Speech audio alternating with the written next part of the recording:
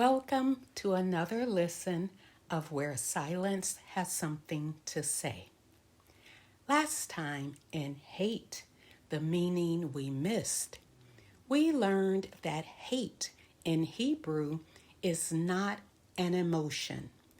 It's a concept, motion. It's turning aside, pulling back. Jacob turned aside from Leah, but Elohim chose Leah. He drew close to her. And today, that same concept opens a door we didn't expect, because hidden quietly in the text is a detail so upside down you have to stop and recall the passages before you actually see it. A detail that doesn't shout, a detail that doesn't argue, a detail that simply waits until you see it. And once you see it, you can't unsee it. It's the kind of detail that reveals not just what happened, but the pattern behind it. Because, like we saw in part 1, Elohim is not a respecter of persons, but a respecter of purpose. This is the love story we missed. When we open the text again in Genesis 29, we find Leah exactly where we left her. Overlooked, unchosen, turned aside. The woman Jacob didn't choose. The woman whose very name became synonymous with second place.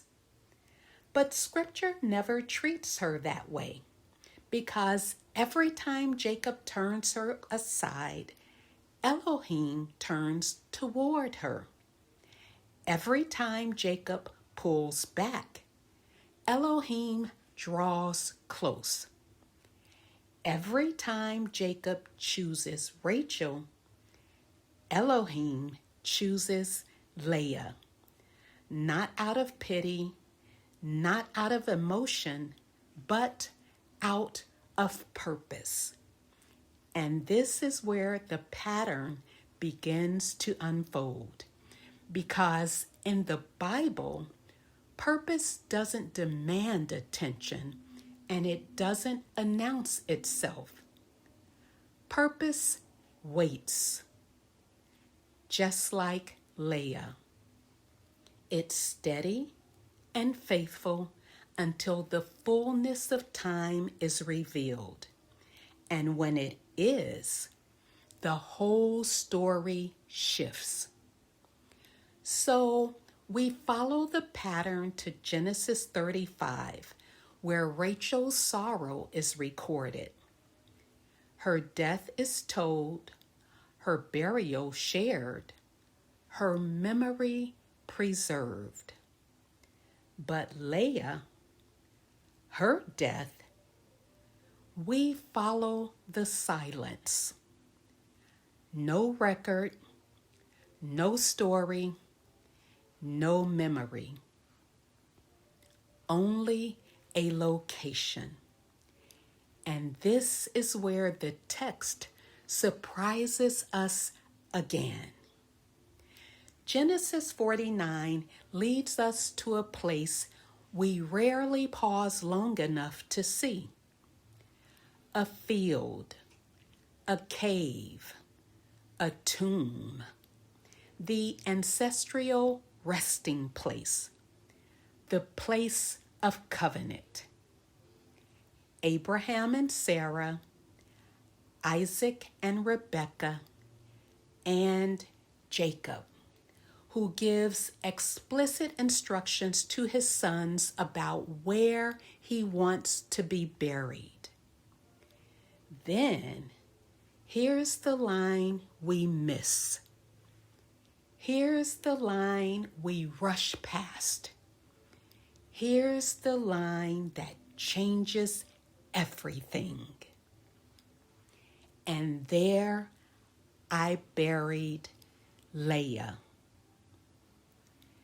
Leah, not Rachel, Leah, the one overlooked, the one unchosen, the one hated, the one turned aside by Jacob, but chosen by Elohim.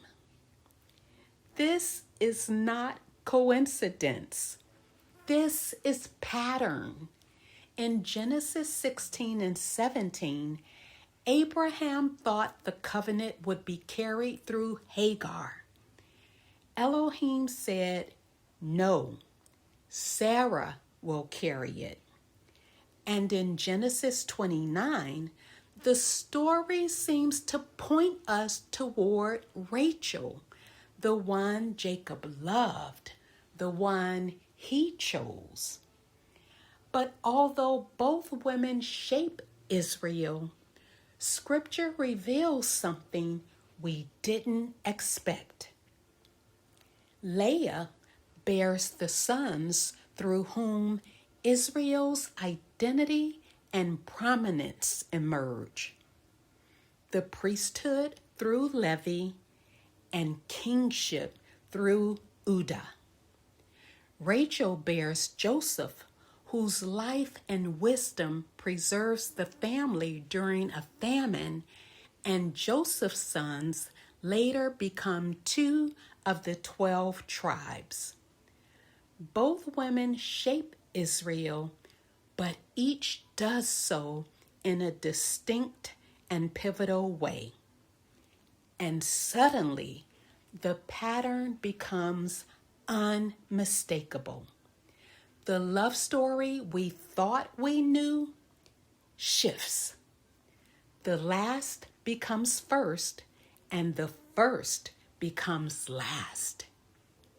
Leah, the one not chosen, becomes Jacob's first wife to birth covenant lineage and prophetic fulfillment, a thread that reaches all the way back to the beginning, to the first promise in Genesis 3. Leah is not who we thought she was, unloved. Leah is who Scripture reveals her to be, chosen. She is not the consolation prize. She is the one history distorted. And now her purpose is sealed where only matriarchs are buried and remembered. A matriarch is defined by covenant purpose, covenant lineage, covenant continuity, and covenant burial. Leah fulfills all 4. That's why Leah is buried with Sarah and Rebekah. And that's why Jacob said, and there I buried Leah. So the love story was never about Jacob and Rachel. The love story was about Elohim and Leah. And at the end of Genesis 49, her death, although quiet, unquestioned, and unnoticed, is revealed to us in the burial declaration by Jacob, a declaration that stands for all eternity and generations. And there I buried Leah. Her purpose, hidden, even distorted in life, is memorialized in her death.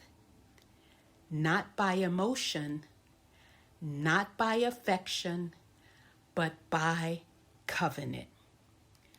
Her burial is not a footnote. It's a testimony. It's a confirmation of her true place in the story of Israel, not the distortion we've carried for millennia. We thought it was the competition with Rachel, but it was the confirmation of purpose. It's the love story with Elohim that we missed. And it is the witness Scripture preserves for all eternity. Until next time, take a breath. Remember, love is choosing, not emotion, but motion. And the only reason we know where Leah is buried is because Jacob tells us. That detail is not random. It's not accidental. It's the text whispering, pay attention. And there we'll discover the love story we missed, where silence has something to say.